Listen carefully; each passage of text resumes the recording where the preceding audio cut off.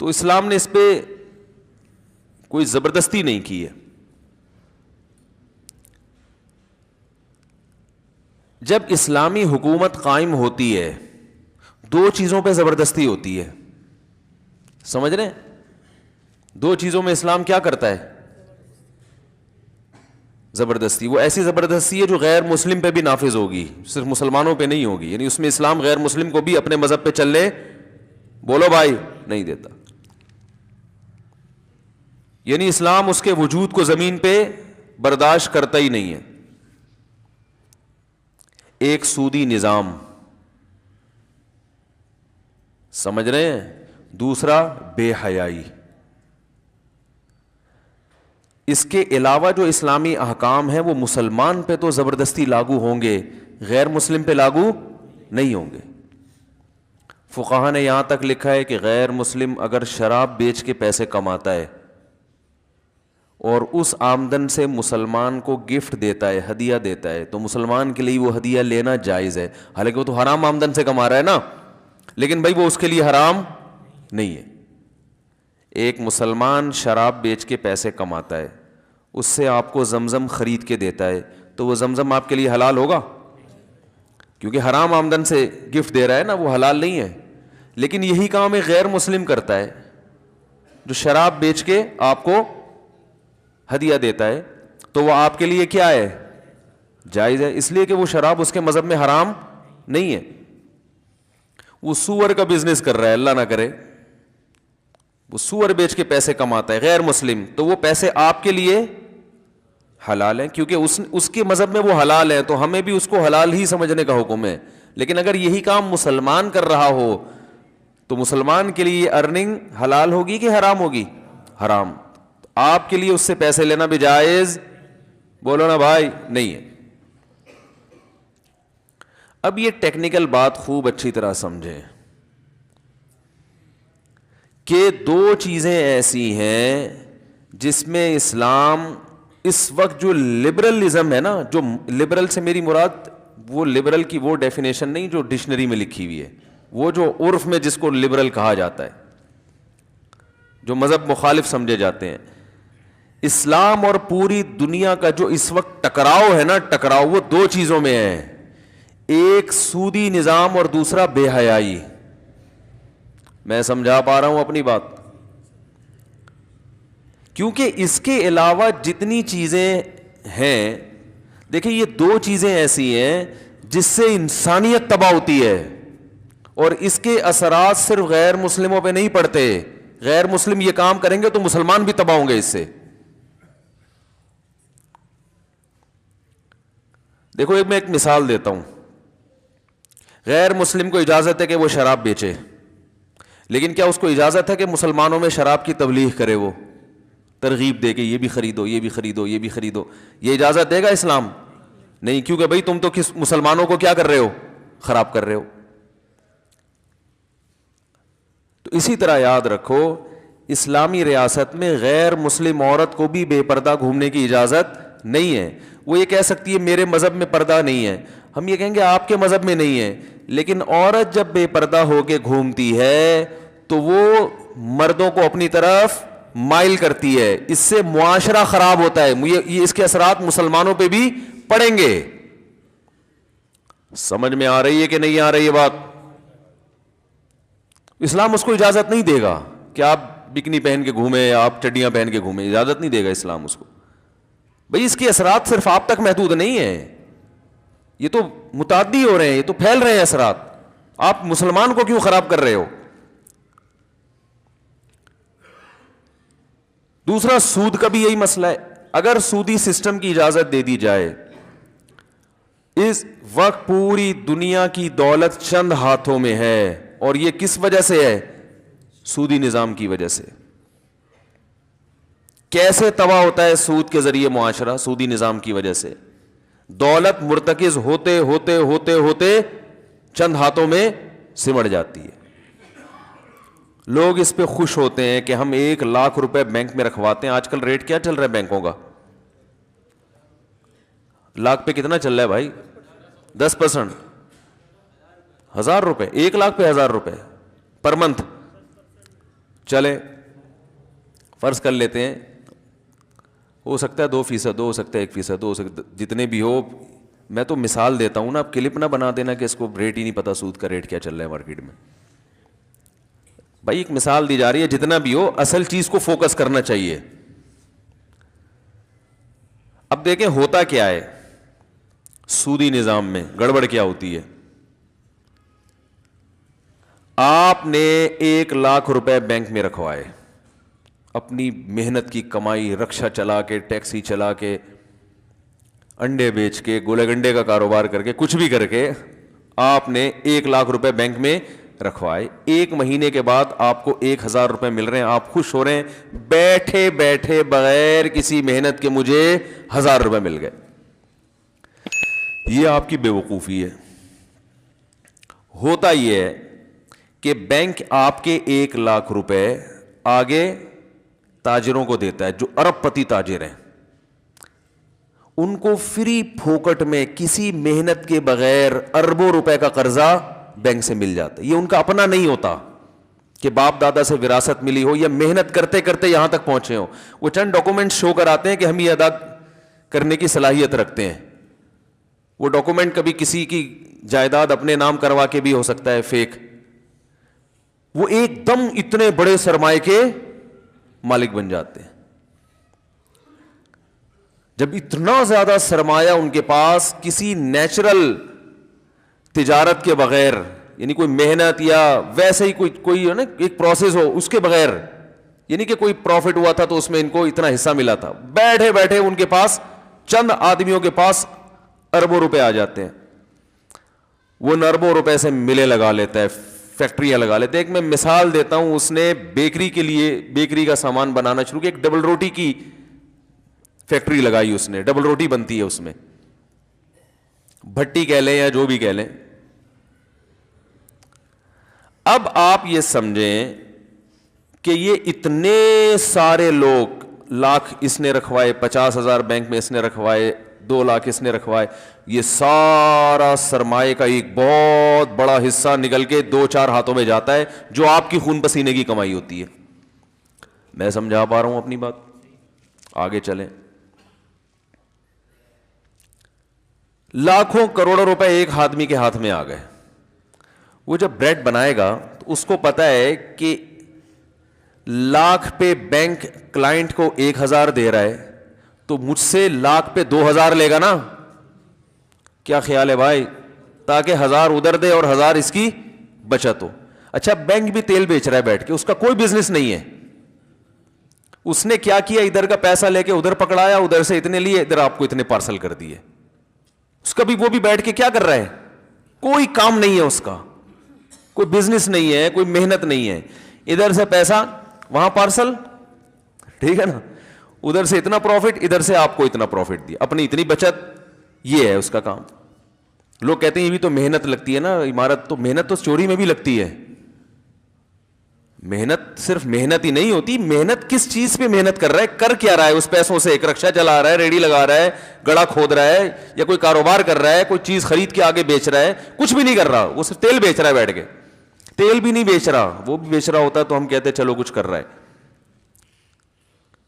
تو اب آپ مجھے بتاؤ, یہ جو پیسہ کمائے گا بینک, یہ نیچرل طریقہ ہے کیا؟ جو قدرت نے جو ارننگ کا طریقہ دنیا میں رکھا ہے نا, وہ طریقہ ہے سپلائی اور ڈیمانڈ کی بیس پہ, کہ لوگوں کی ضرورت کسی چیز کی بڑھتی ہے تو تاجر ان کی وہ ضرورت پوری کر کے ان سے اس کا معاوضہ لیتا ہے. چلیں اب یہ زیادہ پیچیدہ بحث ہو جائے گی, فی الحال ہم اسی کو سمیٹتے ہیں. اب بینک نے آگے 1,00,000 روپے جب تاجر کو دیے تو تاجر نے اس 1,00,000 پہ بینک کو کتنا دینا ہے؟ 2,000 روپے. تو تاجر جب ڈبل روٹی بنائے گا تو اس کی قیمت میں وہ 2,000 ایڈ کرے گا کہ نہیں کرے گا اس کی لاگت میں؟ بولو نا بھائی.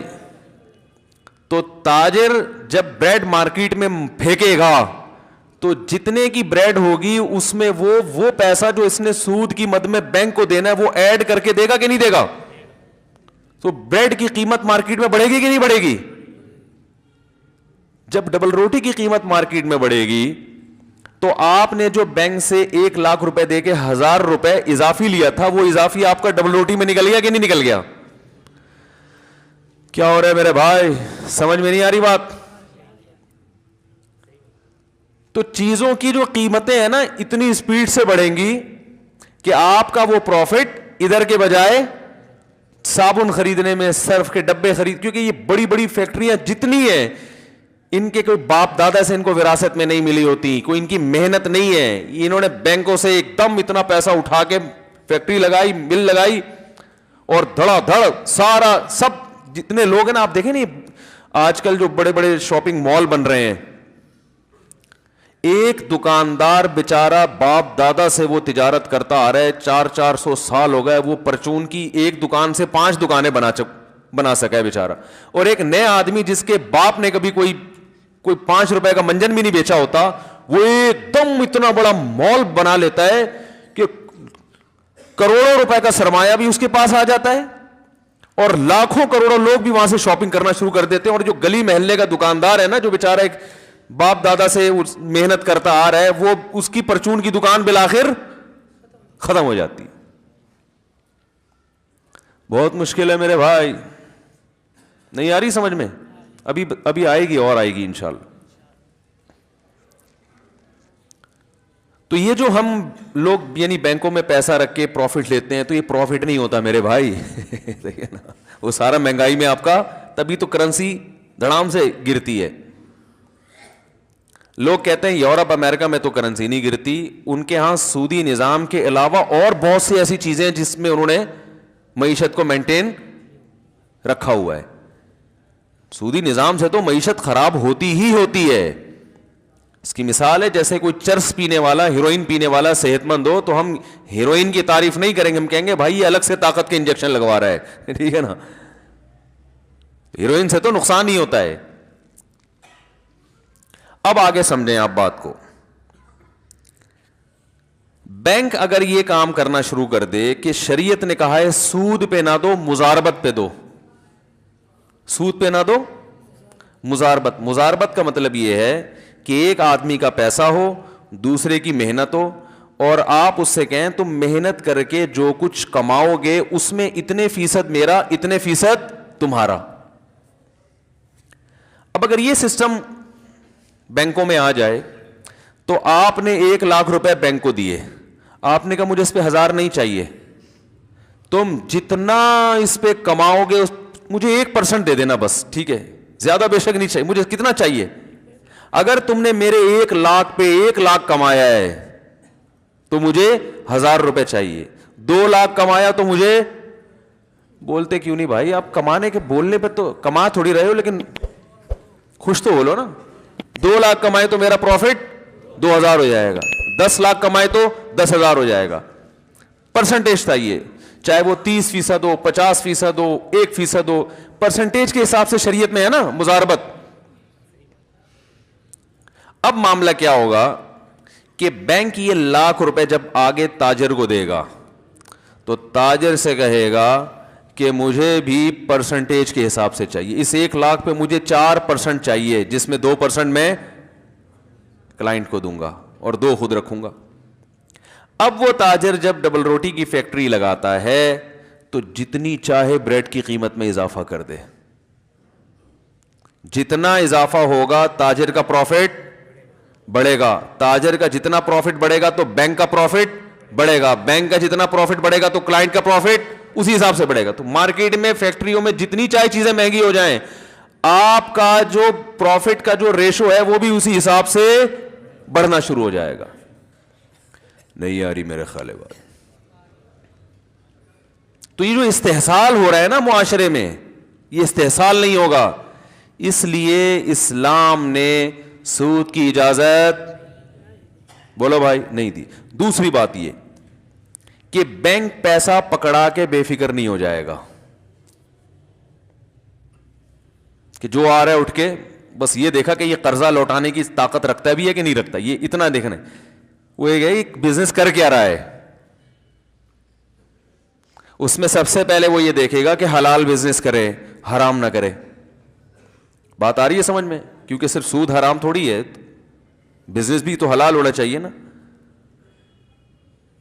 کوئی ایسی چیز کا بزنس کرے جس کی لوگوں کو واقعی ضرورت ہو, تو اس سے لوگوں کی ضرورتیں پوری ہوں گی. یہ ایک الگ اخلاقی فائدے ہیں. تو بینک کا ریشو بڑھنے سے کلائنٹ کا ریشو خود بخود اس کا پروفٹ کیا ہو جائے گا, بڑھ جائے گا. تو اب ہوتا یہ ہے ہمارے معاشرے میں کہ وہ پیسہ سمٹتے سمٹتے سمٹتے ہاں ایک اور کام یہ ہوتا ہے کہ حقیقی معنوں میں تجارت ہوگی. بینک نا وہ ڈر لگا رہے گا اس کو کہ میں پیسے دے رہا ہوں کہیں بزنس میں لاس نہ ہو جائے, ٹھیک ہے نا. اب ہوتا کیا ہے کہ بینک پیسے دے کے بے فکر ہو کے بیٹھ جاتا ہے کہ مجھے تو اتنے ملنے ہیں. آپ نے بینک کو پیسے دے کے آپ بھی بے فکر ہو کے بیٹھ جائے. اب وہ جو تاجر ہے نا جو بزنس کر رہا ہے انویسٹمنٹ سے, اس کے پاس راستہ کھلا ہوا ہے. اس نے لکھوایا کیا تھا, کر کیا رہا ہے, اسے اس سے کوئی غرض ہے ہی نہیں. اس کے بھی نقصان کا اندیشہ ہے, بسا اوقات اس کو فائدے کے بجائے نقصان. دنیا میں کوئی ایسی تجارت نہیں ہے جس پہ کوئی ایسا ٹھپا لگا دے کہ لاس کا چانس سرے سے ہے ہی نہیں.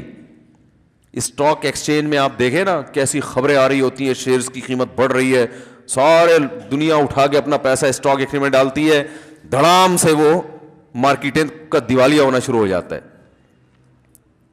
یہ تو ہو رہا ہے.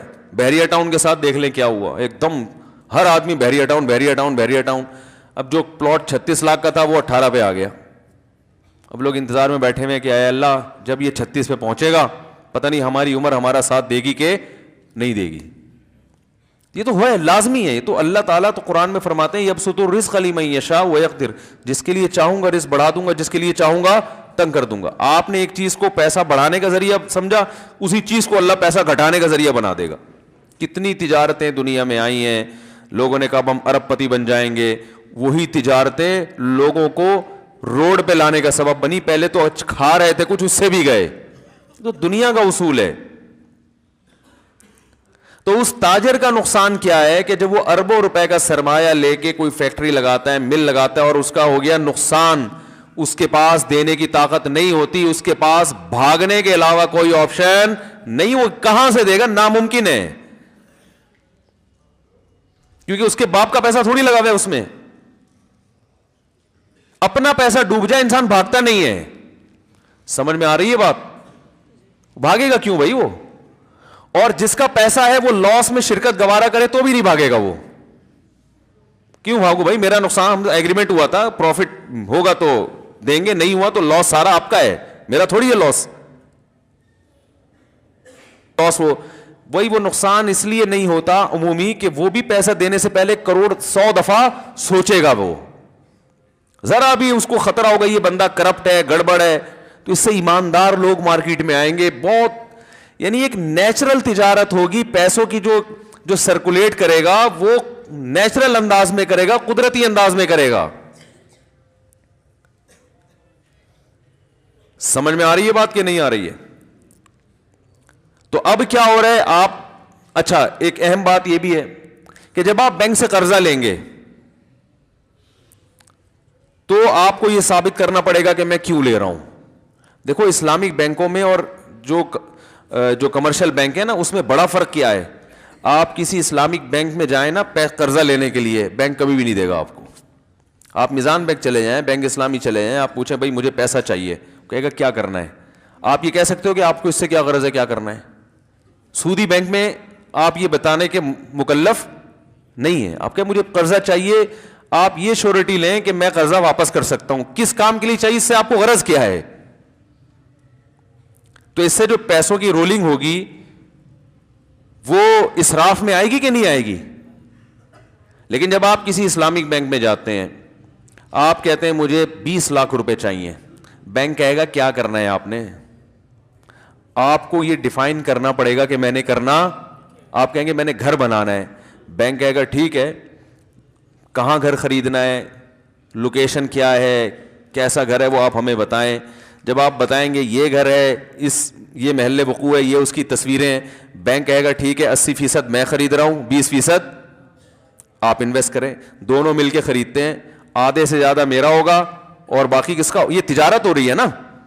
پھر بینک وہ گھر خرید کے شرکت متناقصہ کی بیس پہ آپ کو فروخت کرنا شروع کرے گا, ہر مہینے اس کا کرایہ اتنا آئے گا اور اتنے یونٹ بنا دیے, ہر مہینے آپ وہ یونٹ خریدتے رہیں ہم سے. جب پورے یونٹ, جتنے یونٹ آپ خریدتے رہیں گے کرایہ کم ہوتا رہے گا, کیونکہ آپ اتنے فیصد مالک بنتے چلے جا رہے ہیں. بات آ رہی ہے سمجھ میں؟ اور جب سارے یونٹ آپ خرید لیں گے تو پورا آپ کا ہو گیا. تو جتنی جلدی آپ یونٹ خریدیں گے اتنا کرایہ کم ہوتا چلا ہے, کیونکہ آپ اس کے مالک بنتے چلے. یہ تجارت ہے, یہ بزنس ہے. اس میں کیا ہو رہا ہے کہ ایسٹس وجود میں آ رہے ہیں, رقم بلا وجہ سرکولیٹ نہیں کر رہی مارکیٹ میں. اب اگر آپ کو پیسہ ملا تو گھر لے لیا. السلام علیکم، کیا حال ہے دوستو؟ امید کرتے ہیں سب ٹھیک ٹھاک ہوگا. اللہ کا کرم ہوگا سب پہ, اور ہونا ہی چاہیے. ہم مسلمان ہیں, ہم بس نام کے مسلمان رہ گئے. تو مفتی مسعود صاحب فرما رہے ہیں, جو کچھ بھی آپ لوگوں نے سنا, تو اس پہ مین پوائنٹ یہ ہے کہ عمل کرنا لازمی ہے. ہم سن تو لیتے ہیں 1-1 گھنٹے کے بیان, 3-3 گھنٹے کے, 4-4 گھنٹے کے, 5-5 گھنٹے کے, پر ہمیں یہ تو پتہ ہی نہیں ہمیں کرنا کیا ہے. سننے کے بعد ہمیں یہ عمل کرنا ہوتا ہے. کچھ باتیں ہمیں یاد کرنی ہوتی ہیں, ہو سکے تو ساری یاد کرو, ساری کی ساری یاد کرو, پورے بیان یاد کرو, کام کی چیزیں یاد کرو. ہمیں جیسے کہ بہت سی ساری چیزیں ہوتی ہیں وہ پتہ ہی نہیں ہوتی, ہمیں پتہ ہونی چاہیے. مسلمان ہیں, ہمارا فرض ہے سننا اور آگے سنانا, لوگوں کو سمجھانا, اور سب سے ضروری بات ہے نماز کی دعوت دینا, کلمے کی دعوت دینا. ہمارے کافی مسلمان بھائی ہیں جو نماز ہی نہیں پڑھتے. بھائی نہیں, ایسا نہیں کرنا چاہیے. نماز 5 وقت نماز پڑھو. نماز پڑھنے کے بعد جو مزہ ہے نا, وہ مزہ آپ کو ایسے نہیں ملنے والا. آپ نماز پڑھو گے پھر آپ کو ملے گا, ایسے ہی نہیں ملے گا, گھر بیٹھے نہیں ملے گا. نماز پڑھنے کے بعد جو آپ کو سکون ملے گا نا, وہ نماز پڑھنے کے بعد ملے گا. آپ 5 وقت نماز پڑھو, پھر دیکھو جو آپ کو سکون ملتا ہے, ریلیف ملتا ہے آپ کو. لائف میں ساری چیزیں آسان ملتی ہیں. یہ لوگ کرتے نہیں ہیں, پھر آ جاتے ہیں کہ یہ ہو گیا, فلانا ہو گیا, ڈھنگانا ہو گیا. نہیں بھائی, آپ نماز تو پڑھو نا, پھر دیکھو سب کچھ اچھا ہی اچھا ہوگا, ساری چیزیں اچھی ہوں گی. ہم نماز پڑھتے نہیں اور ہم سوچتے ہیں یہ ہو جائے وہ ہو جائے, بس شیطان کے راستے میں دوڑتے رہتے ہیں. شیطان کے راستے پہ نہیں چلنا, سیدھے راستے پہ چلنا ہے. اللہ نے جو کہا ہے وہ کرنا ہے ہمیں, ہم کرتے نہیں. بہرحال زیادہ کچھ کہنے کا نہیں تھا, کہ یہی تھا کہ آپ اسلام کو فالو کریں, نماز پڑھیں, اور ہو سکے تو طارق جمیل صاحب کو سنتے ہیں تو کمنٹ میں ہمیں ضرور بتانا, اور مولانا مفتی مسعود صاحب کو بھی سنتے ہیں تو ضرور بتانا. میں ان دونوں کو سنتا ہوں, اور دونوں ہی اچھے, سمجھانے کا ان کا طریقہ ہے نا بہت پیارا ہے, بہت عزیز اور لذیذ ہے. ایسے بندوں کو اللہ پاک اور کامیابی دے, اور اونچے بڑے بڑے مقامات پہ لے جائے. تو آج کے لیے اتنی کافی تھا, ملتے ہیں اگلی ویڈیو میں. السلام علیکم, جزاک اللہ.